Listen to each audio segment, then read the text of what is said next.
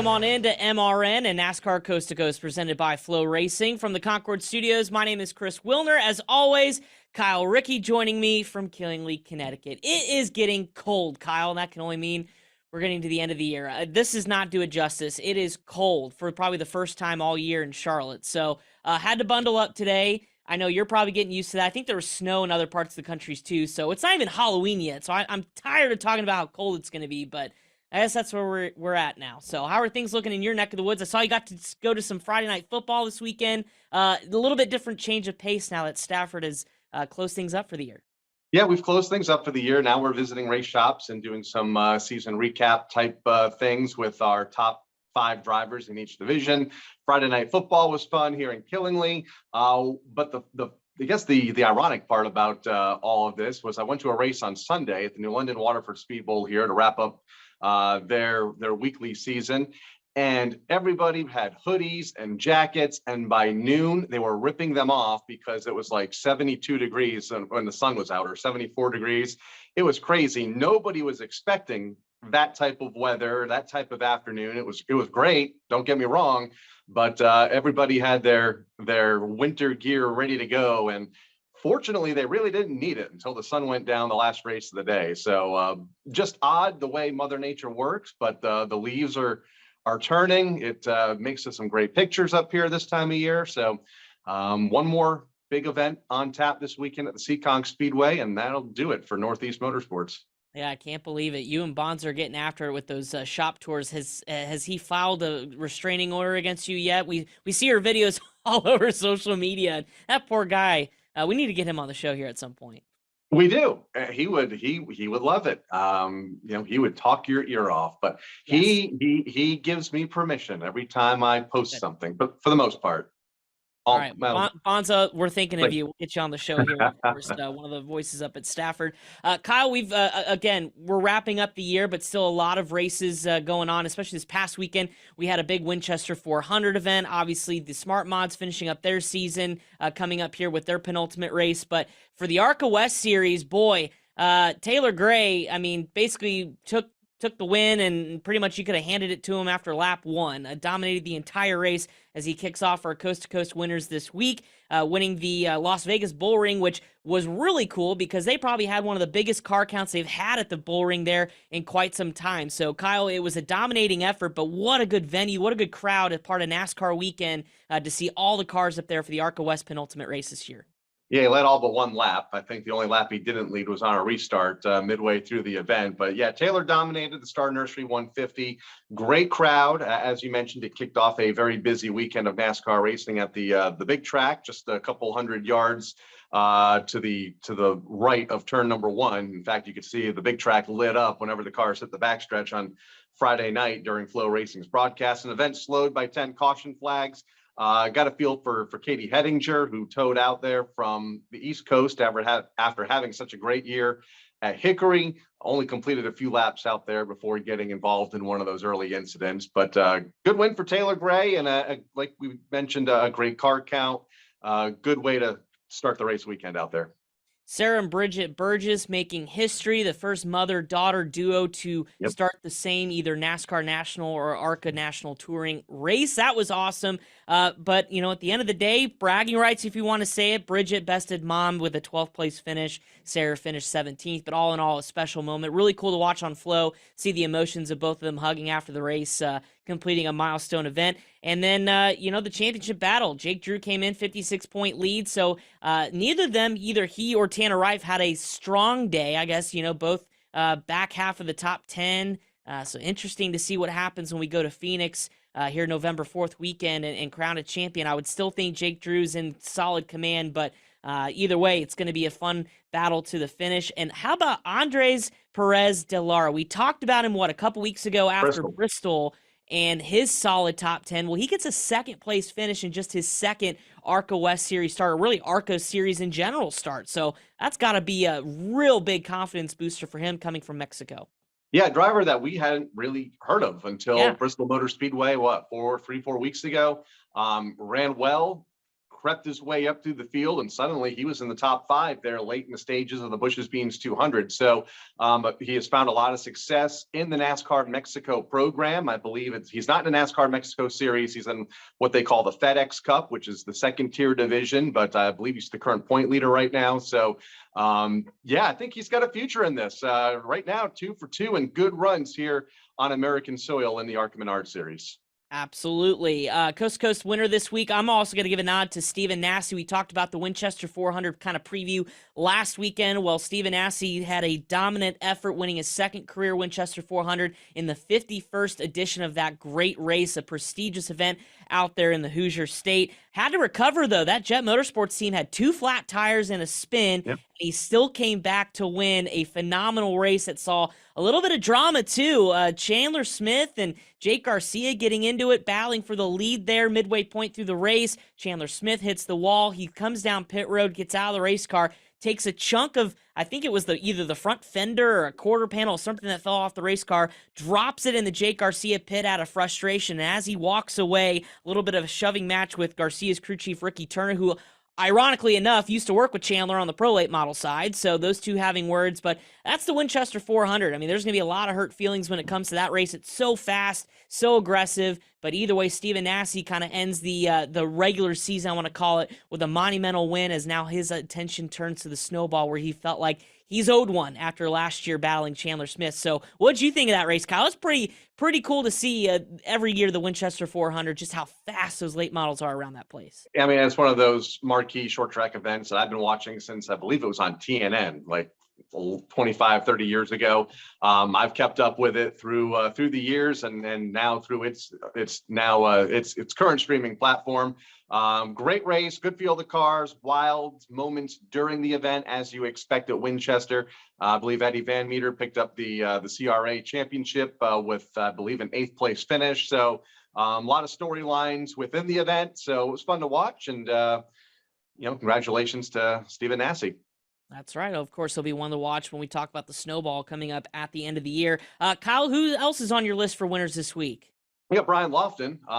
It took a couple of extra hours for him to get there after Yeah. Burt Myers. He went to victory lane in his sweats. So we thought Burt Myers won the Smart Modified race this past weekend, but unfortunately they found some issues with the car and post-race tech by having a data acquisition device on the car.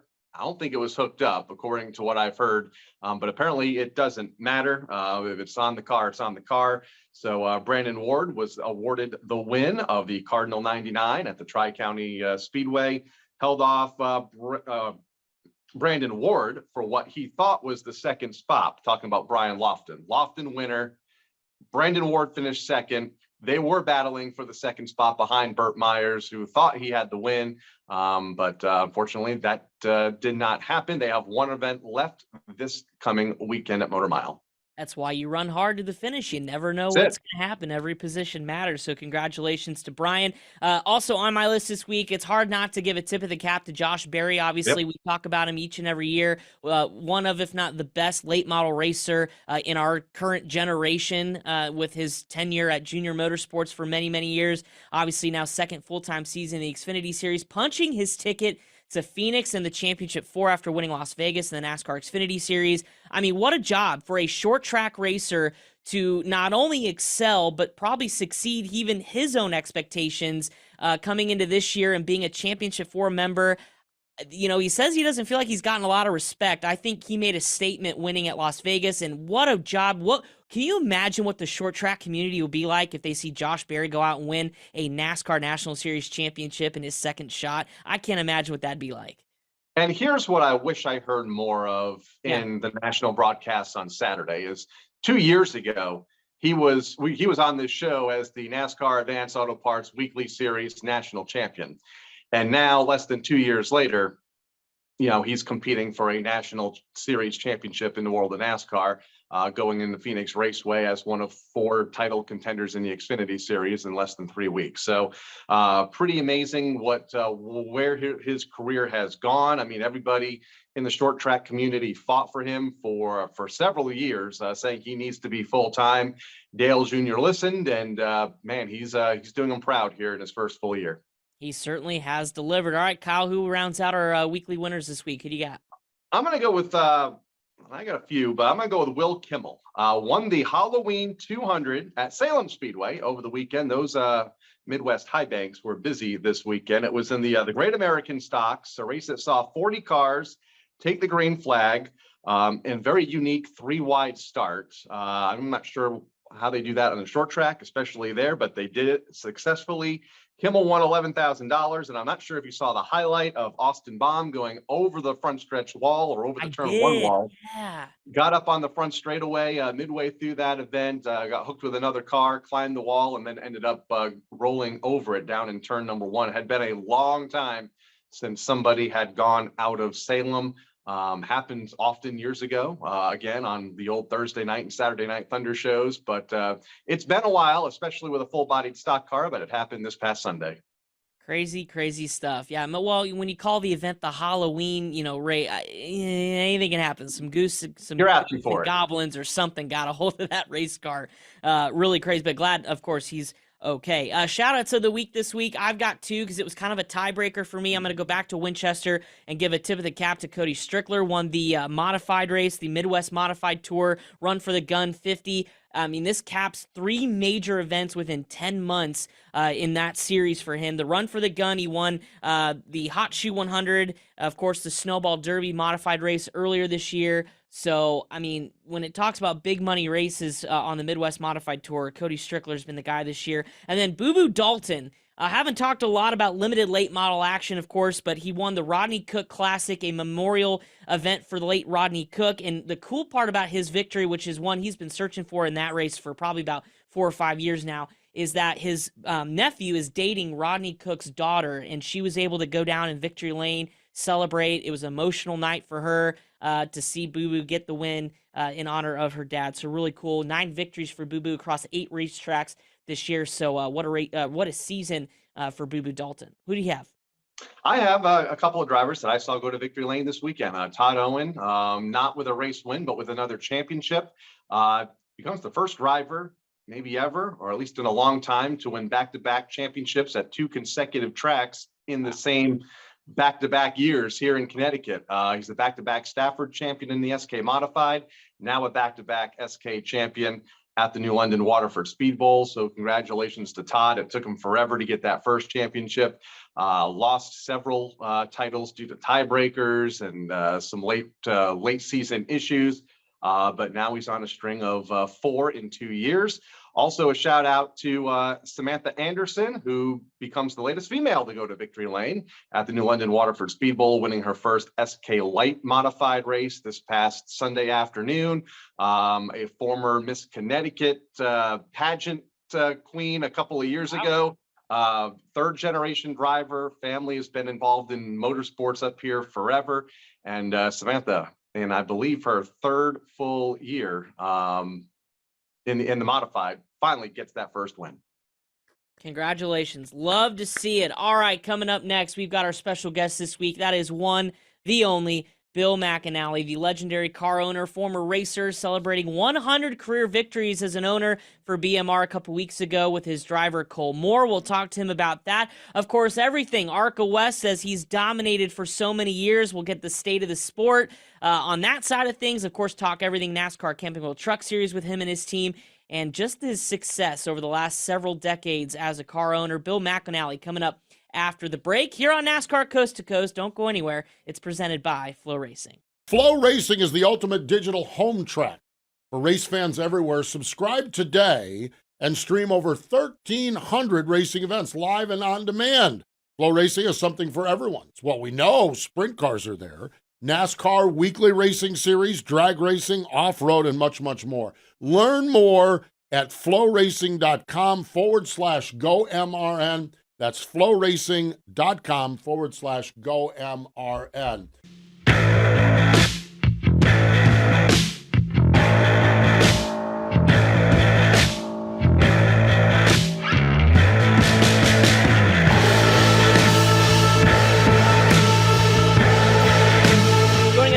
NASCAR Coast to Coast presented by Flow Racing. The longtime car owner, Bill McAnally, who just captured his 100th career win as a car owner in the ARCA West Series a couple weeks ago out at All-American Speedway. Bill, it's good to hear from you here on the phone. Congratulations on all the success this year. Let's go back to that a couple weeks ago. Home track right in your backyard for your team, and Cole Moore gets his first career win. Walk me through the emotions of that night for you and your entire program.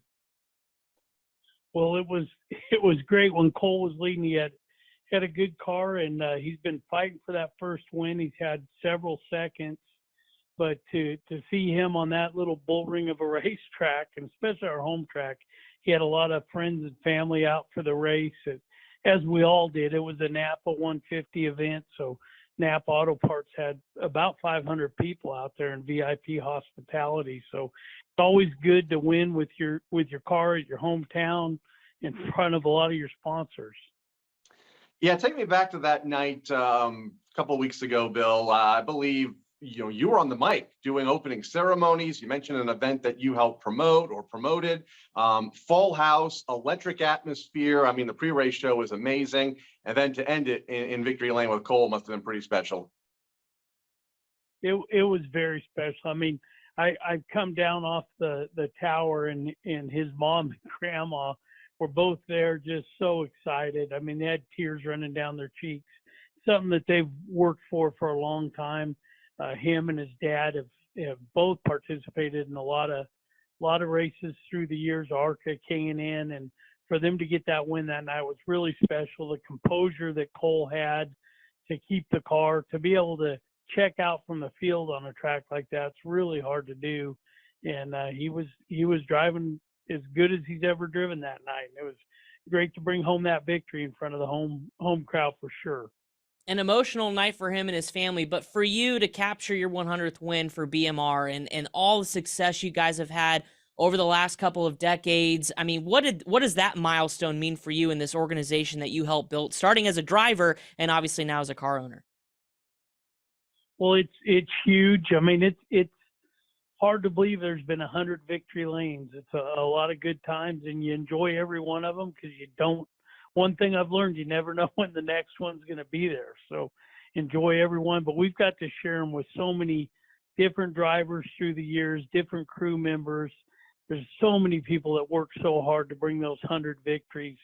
And it's just a testament to a lot of effort and a lot of care by a lot of people through the years. But a heck of a milestone. I love what I do.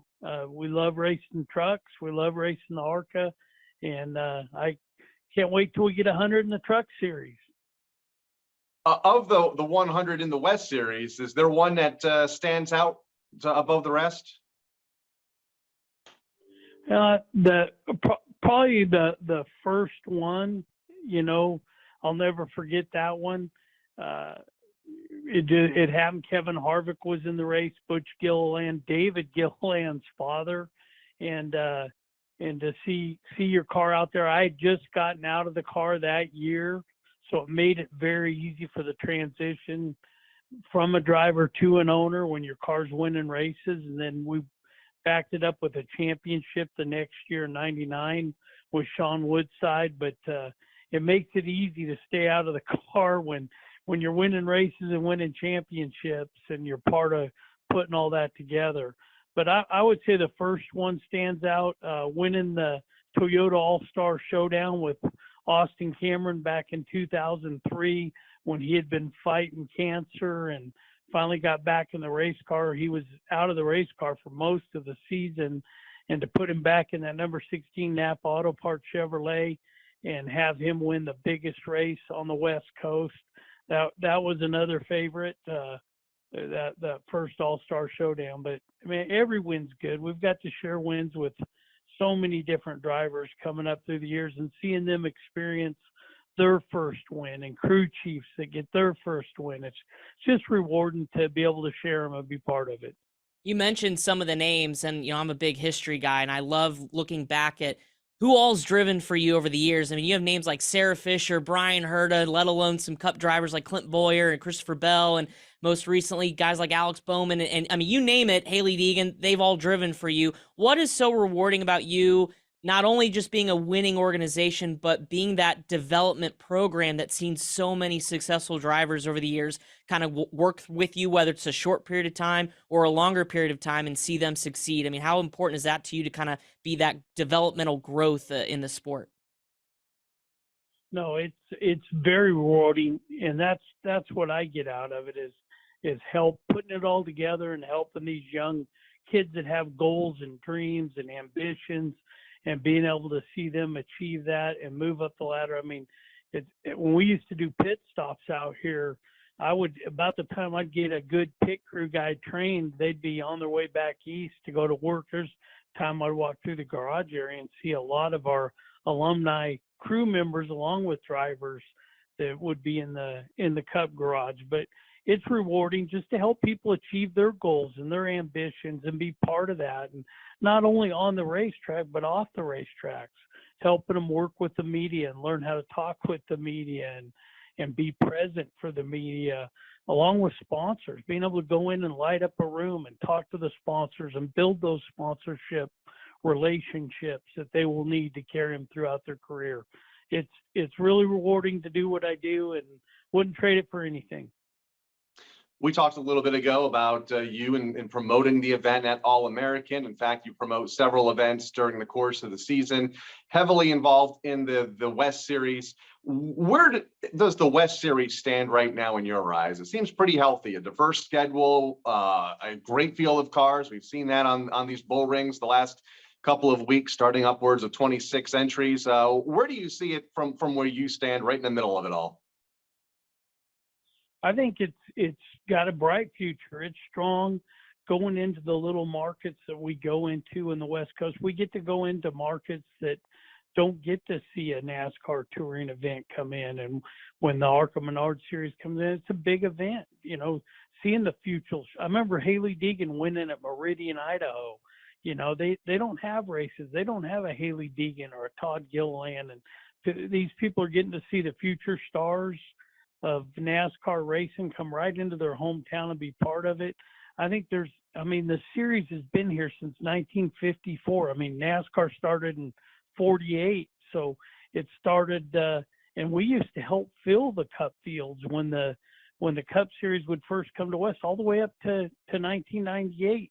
We had 2 provisionals, and when the Cup Series would come out West, and the Winston West, the West Series was a big part of NASCAR racing on the West Coast since the 1950s, and it will continue to be, because we get into those markets that are craving and will embrace a big race coming to their hometown. And you're talking about promoting these races, we'll work with our partners, and if there isn't a big event in their town, we'll help them bring one. And we've rented little racetracks like Lake Havasu and Havasu City, or Roseburg, Oregon, up outside of the Portland market, and put on some great events for our partners. So we enjoy what we do, and I think the health of the series is good. The recent car counts, I mean, there's nothing like having a good field of cars like we just had at the Bull Ring this weekend or at All-American. It shows that the series is healthy and strong. How big was you being a driver first kind of help you with the experience of now being a car owner and obviously doing the promoting side of things, understanding what racers want, what race teams want, having that experience? I mean, do you think that's helped you a lot, especially coming from the driver's seat to the ownership and the promoter role? Well, it does. You can talk from the perspective of being in the car, out of the car, working with a sponsor. It gives you a good perspective of things. If I had never been in a race car, it would be harder to do that. Big problem I had, I was in the race car and trying to pay the bills, and I struggled with that a lot. And I found my niche by being out of the race car and being able to provide the program for drivers and putting it all together. And that allowed me to live my dream. I wanted to do it as a race car driver originally and loved that, but found that wasn't going to work. I wasn't happy worrying about the dollars and cents from the seat of the race car. But when I put a driver in there that really didn't care if he knocked the nose off or or scratched the car, it helped a lot, and it enhanced our program and made it what it is today. So I think it helped, but the best thing I ever did was get out of the race car and become an owner. You mentioned the truck program a little bit ago. Derek Kraus, your current driver. Now, you two have been together 3 years in the Truck Series, and then I believe 3 more before that in the West Series, winning so many races over the years. What's the current status of the truck program, and is there any thought of maybe expanding to 2 trucks down the road? Well, we've got 2 trucks. We've got Colby Howard and our number 91 Gates hydraulics truck, and he finished 8th at Talladega for us. And we actually ran 3 trucks. We ran Jake Garcia. That's right. 4 races this year. We're going to have him at Phoenix, but no, the Truck Series is another strong, healthy series. I mean, we've had full fields. They sent home trucks from races. It being televised live on just being televised. It gives the sponsors the exposure that they crave. There isn't anything more competitive than the NASCAR Truck Series right now. It is crazy competitive.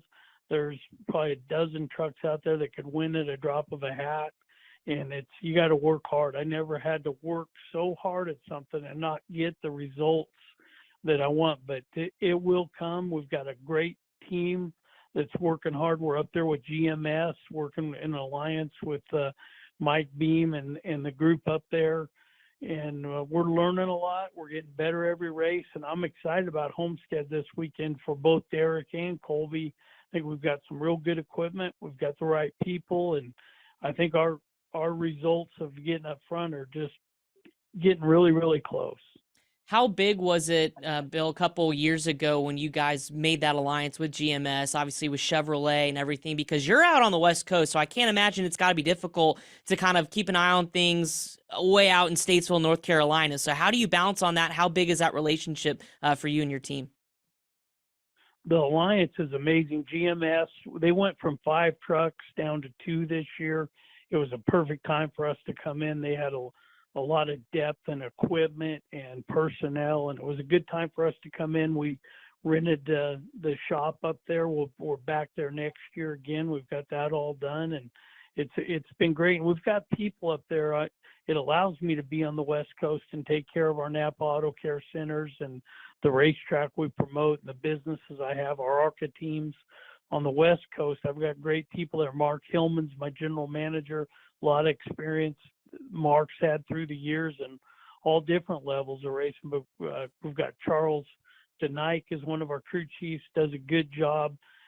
Just a great group of people out there that run that place every day. And I'll get back there as often as I can, not as often as I want, but they do a great job day to day. My final question for you, Bill, and we talked about all the successful short tracks on the West Coast and what ARCA has been able to do on them, especially here these last couple of weeks. Is there any room for growth out there for the Truck Series on some of these short tracks on the West Coast that we hear so much about? I mean, we've heard for a few years now, the Trucks needs to go back to short tracks. And I feel like the West Coast might be a pretty good opportunity for that to happen, since that's where the series was developed now 25 years ago. It was, and it raced the short tracks here on the West Coast. That's where it was created and started at Mesa Marin, and we go to even Saugus, one of the smallest short tracks on the West Coast. But it was Evergreen Speedway and Portland Speedway, a lot of truck races on the West Coast. And that's back when I went truck racing with Brendan Gaughan. It was easy to build that truck team here on the West Coast and run it because we had a lot of races on the West Coast. It's turned into more of an East Coast series. We do get on the West a little bit, but I would love to come out West more. I know everybody on the East Coast and what I'd have to pay to get my truck team from the East Coast to come out here. I'd probably regret that. I know when we went to Sonoma this year, I was jumping up and down with joy, and nobody else was too excited about it. And after I got done paying to bring everything to the West Coast, I changed my tune a little bit, but it would be great if there was enough races out here that you could justify basing a team on the West Coast and running it. We did that with Orleans Racing when we built Brendan's truck team back in the early 2000s.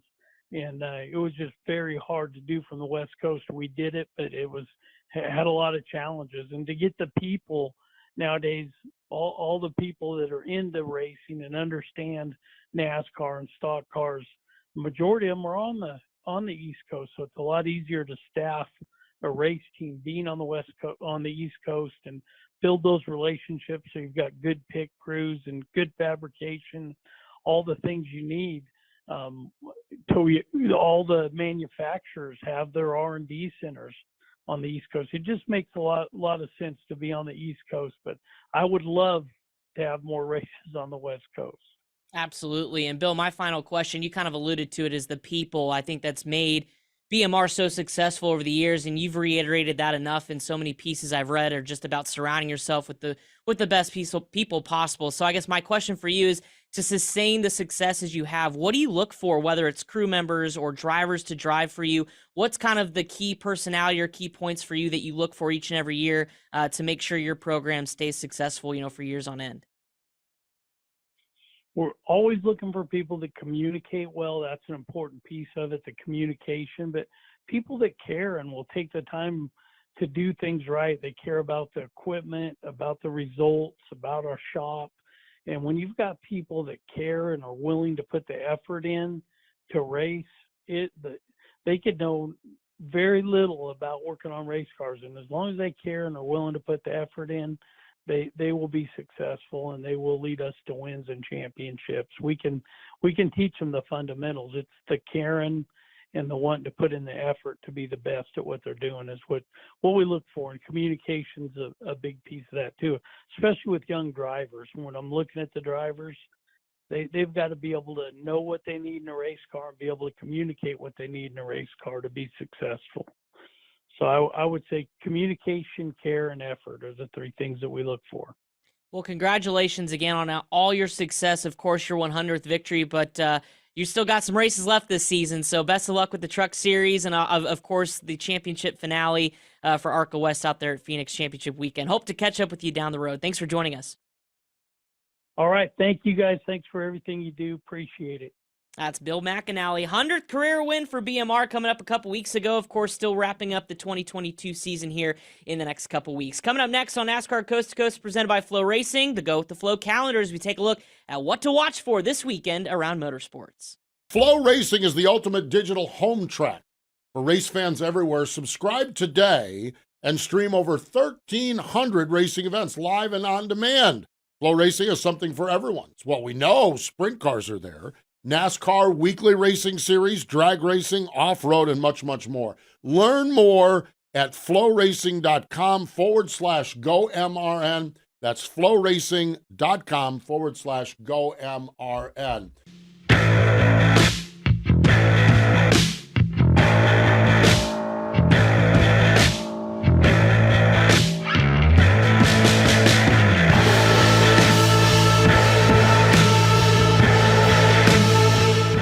NASCAR Coast to Coast presented by Flow Racing. Just wrapped up our conversation with Bill McAnally, legendary car owner, BMR, of course, a driver himself, and now 100 victories. Kyle, what a special conversation. Really insightful, too, to get his perspective. We talk a lot because we're on the East Coast side of things, the state of short track racing on our neck of the woods, whether it's the ARCA East, Menard Series, or, of course, our short track racing series all across the East Coast. But to hear his perspective, what's going on the West Coast, seems like things are pretty good, no?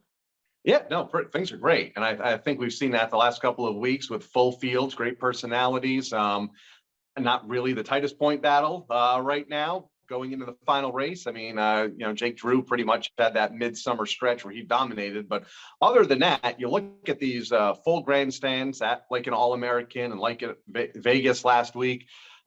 Things are healthy right now in West Coast short track racing. I don't know. It's always been healthy, but I feel like the last 2 or 3 years, there's been a resurgence, and that's good for everybody. Absolutely. And he's going to wrap up the season with his two drivers, Cole Moore, of course, and Landon Lewis out at Phoenix Championship Weekend, which will also mark the ARCA West Championship. He's not done as well. Of course, NASCAR Camping World Truck Series, Colby Howard and Derek Kraus going to wrap up their last couple of races. All right, before we get to our Go with the Flow, something came across the news desk here as we recorded today's episode. Pretty cool. NASCAR in Canada, the future is bright. And we've talked about it on the show with how great the NASCAR Pinty Series has been, of course, being on Flow Racing for the first time this year. But NASCAR Canada just announced their new general manager here this week, and that man is Tony Spiteri, getting the head job there, a new position for NASCAR Canada, in charge of kind of overseeing things on that end from the Pinty side. Of course, some of the Euro things as well. Congratulations to Tony. Based in Ontario, he's going to be a part of a lot of the race. I'm sure we're going to hear from him, of course, when we start previewing NASCAR Pinty's action for 2023. But congratulations to Tony. Again, the future is bright for NASCAR in Canada, and we've seen it already this year with what a great championship battle we had down to the very end with Antoine Cameron coming home as the champion. All right, Kyle, our Go With The Flow calendar, and we said it last week, it's getting smaller and smaller.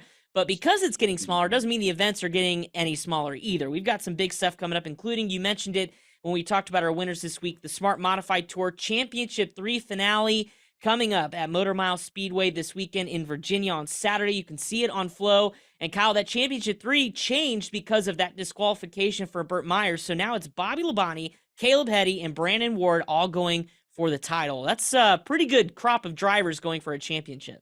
Yeah, Heddy, 37 points over Labonte, 44 over Brandon Ward, all running for a championship. As you mentioned, it shuffled things around with the disqualification last Saturday night to Burt Myers. So going to be fun. Going to be interesting to see how this championship battle and this championship format plays out on Saturday night. But yeah, there are 3 big drivers there, and including a former NASCAR Cup champion in Bobby Labonte, running after the modified championship for the Smart Modifieds this Saturday.